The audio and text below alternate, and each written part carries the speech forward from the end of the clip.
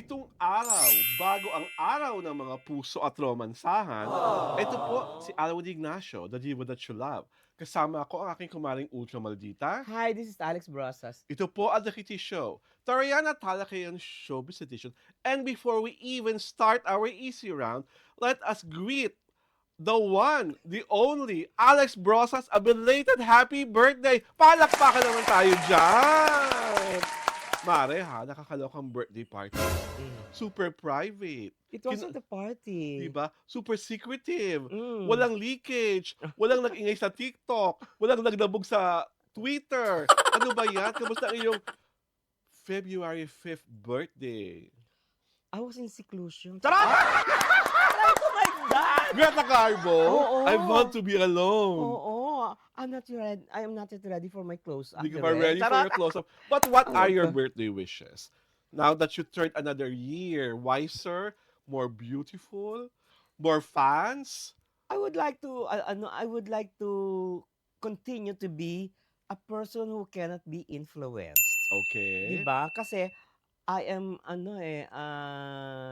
relatively, fierce. Mhm. Diba? Unapologetic. Diba? Okay. You know me as that. Tsaka, I hope that this show will last forever because this is the only radical online show which delves on showbiz issues. Kasi Wow. walang iba. Only I and only Alwin can do it better than anybody else. Wow, gusto ko yung radical. Para every moment, pupunta tayo sa EDSA. Oh my God! Imperialista ibagsak. Oo, diba? At isa pang magandang regalo para sa iyong katatapos na karawan, ilan naman ang ating organic subscribers so far? We now have 15,333 plus subscribers. So, thank you so much for subscribing, for the love, for watching, for your reactions, whether violent or sincere. At sa aming easy round, pag-uusapan natin ang SB19 Simula at Wakas Kick-Off Concert Album na patok na patok na patok. Ay, ito pong album na to ay nirelease nung katapusan lamang ng Enero at ito na. Ano nga ba ang mga naukit na nitong mga kasaysayan, Mare? Pakibasa ang unang-una ng pagmamaganda. Eto na, basa sa kanilang global at international chart performance worldwide. Ano na yan? Go! iTunes album chart. The album debuted strongly and soared to Soared. number 2 on the worldwide iTunes album chart.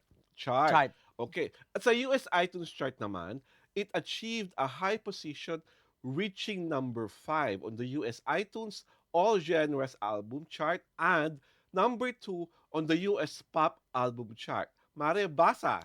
Worldwide iTunes success. It topped the iTunes charts in multiple countries including the Philippines, Australia, Canada, Hong Kong, New Zealand, Norway, Singapore, and UAE. At sa Amazon Music naman, it reached number 1 on Amazon Music's Top Pop Album Chart.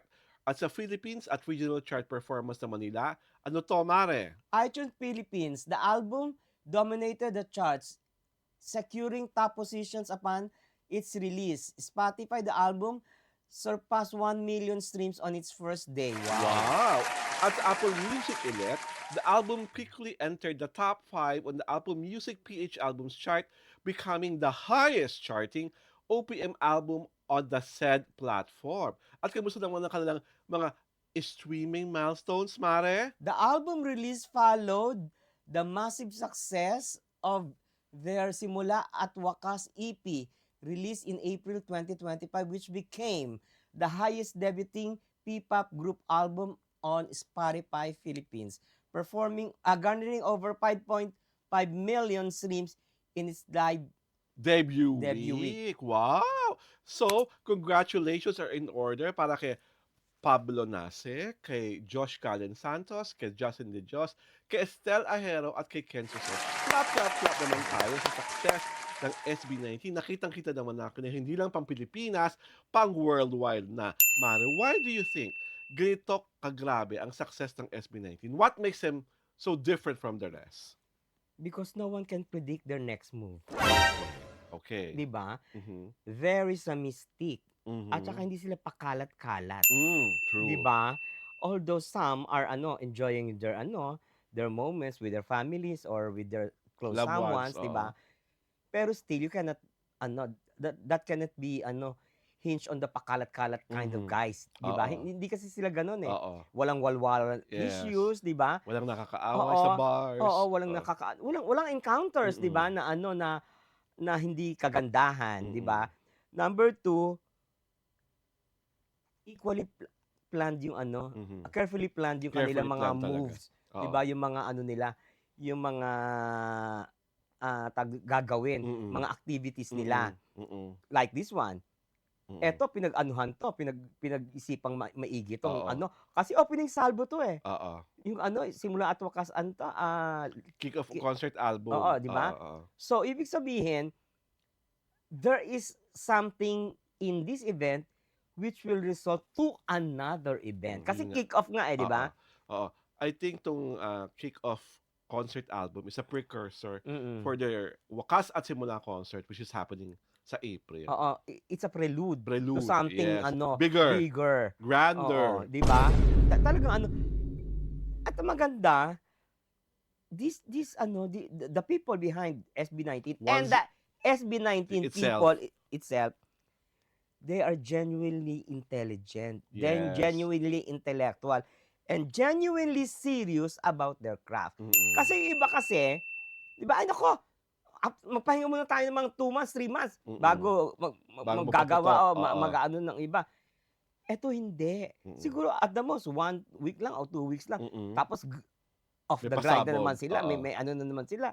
'Di ba gano'n? Mm, Makikita mo yung focus and determination nila in achieving another success, and another success. mm. Hindi sila natutulog kaya ang Diyos hindi rin natutulog sa kanila. Oo. At talagang sila mismo ang sumisira ng mga records na kanilang ginawa. Oo. It could have been more painful kung ibang sumira. Yes, 'Di yes, ba 'pag, oo. "Ay, Oo, sinira tayo." oo, natalo tayo bigla dahil Oo, bigla tayo naging oo. kampante. Kaya sila pero tawag dito, it's no easy ladder to step on kasi Oo, 'di ba, ka na, eh, pataas ka ng pataas, eh. mm. And 'di ba, as they always say, it's lonely at the top. Oo, 'Di ba gano'n? totoo. Oh, eh, obviously nasa top na sila, eh, Mm, nasa peak na sila, eh. 'Di mm. ba? Parang eh, I don't see in the horizon yung coming down nila. Oo. Kasi talagang Marami pang oo, marami pang bala. stages to Marami pa conquer. silang musical bala na Oo. i-aano. To give and to Mm, and at saka nakakatuwa, hindi lang talaga siya pang-Pilipinas na yung kasikatan. mm. Worldwide na talaga. Yeah. At see na gaano kataas yung reach na nare-reach ng mga albums nila. Pangdaigdigan na ito. Oo. Actually, the hardest to achieve is to have a global appeal. Mm. Yun ang na-achieve Na-achieve nila, nila. 'di ba? Something na hindi na-achieve ng lahat. Oo, kasi when you achieve that, you are in the penultimate success of your career. Yes. 'Di ba? Kaya Na-achieve na nila yun, eh. oo, kaya super, super, super congratulations to the boys of SB19 and the people behind 1Z Entertainment. At ito naman ang mga people na tuwang-tuwa kami kasi talagang nagsaad sila ng panahon para kami ay sulatan dito sa Rita Show. Mare, basa ka muna. Teresita Rubico, I enjoy watching your show. Di siya typical showbiz talk show. Congrats. Okay. What say you sa comment ni Teresita? Of course, we are the only radical online show about showbiz. We cannot be copied because ang intellectual property namin ay not copyable. Charot. At higit sa lahat ng host ng online shows, kami lang ang fashion. Ay! Diyos Yun ko lang. po. Eto na. Mula naman kay R. Magdangal na hindi ko sure kung kamag-anak ni Julina Naku, baka Magdangal. kilala ko pa siya. Baka siya si Diba? Ram Magnangal. Kaya hindi na talaga makakabalik sa kanyang dating gloria si Clau Clau ay dahil sa kanyang mga pinaggagawa. Kaya naman, may IC na lang si Judy Ann Santos ng kanta ni Joey Albert na A Million Miles Away From You. Ay, sa totoo lang, milya-milya na talaga ang layo ni karera ni Judy Ann Santos Agoncillo kay Claudine Barreto. Kasi talaga sila magkalaban, di ba? Mm. Sila talagang magkakaripal. If I remember it right, parang pangatlo si Julina Magdangal na kaapelido mo. Tama ba ako, Mare? Yeah, pero kasi mas stand alone kasi si ano eh. She is more of a Ah, music person. Si mas Jolina, singer. oh, mas singer siya, mas performer siya. Pero Than actress, than these two. oo. Kasi Mm. doon dati, if I remember it right, 'pag may Judy Ann show, after a while, si Chloe ng papalit. Oo. Saligtan sila doon sa Oo, they were the reigning reigning queens. queens, Oo. mga reigning queens doon sa Oo. ABS-CBN sa mundo ng Oo. telebisyon. Oo, gano'n sila. Hindi nakikisali si Jolina doon. Mm. Kasi ibang niche ni Oo. Ginawa Jolina. siyang kikay-kikay ng daddy niya. Oo, Ginawa siyang tsaka parang ano, ng mommy buha niya. ng mommy niya. Saka 'di ba Hmm, ang daddy niya kasi manager niya, si is June. into advertising si Sir June, 'di ba? Mm, So alam niya kung paano. 'Di ba I remember may mga Jolina dolls, mm. may mga Jolina sabit-sabit sa buhok Pero at kung ano-ano pa. nakapagpatayo siya ng building dahil Yes, doon. 'di ba? Yun ang talagang glamorosang achievement niya. Oo, Parang pinakamalaking achievement.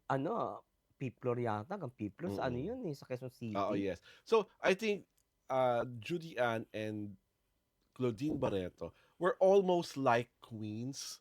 Almost, but not quite. Mm, Kasi never naman nila na-achieve yung stature nung last four movie queens. mm. Diba? Kasi parang sila na yung kasunod ng last four eh. Yeah. Pero hindi nila na-achieve yun. At if I remember it right, this is like showbiz history.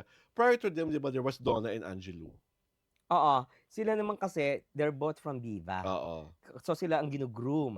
Sa Oo. GMA7 naman sila. Si, Yung dalawa. si Angelou? Si Angelo Oo, si tsaka si Angelou sa GMA. oo, sa GMA din naman si Si Donna si ba? Donna. I Ah, think, sa oo. GMA Oo, siya. parang silang Oo, GMA. Pero parang silang Viva. oo, para silang Viva kaya dun sila. Mm. Ang talagang nag-reyna naman sa si Claudine tsaka si Juday. Oo. Sila ang counterpart sa Oo. GMA. Si Donna, ang perennial love team noon was Iyan, Ian De Leon. mm. Si Angelo De Leon was like Bobby Bobby Andrews. At Andrews. I think, in a way, sumikat talaga si Angelo De Leon nung panahon ng Oo, TGIS. kasi yung characters nila si Waki Si, tsaka si Peachy, si Peachy. Yun ang Joaquin, and, oo. yun ang pinakasikat dun sa nila Oo, sa sa grupo grupo lang nila, yon, oo.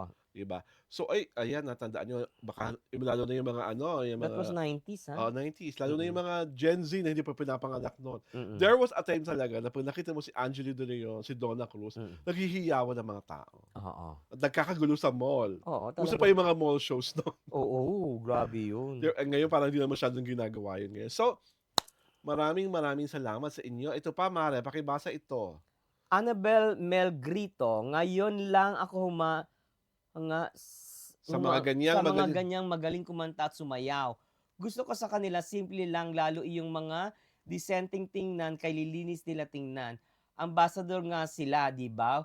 Huwag nila alisin ang tatak Pinoy. I think she's SB19? pertaining to SB19. Hmm. At ito naman, si Aida Manulat.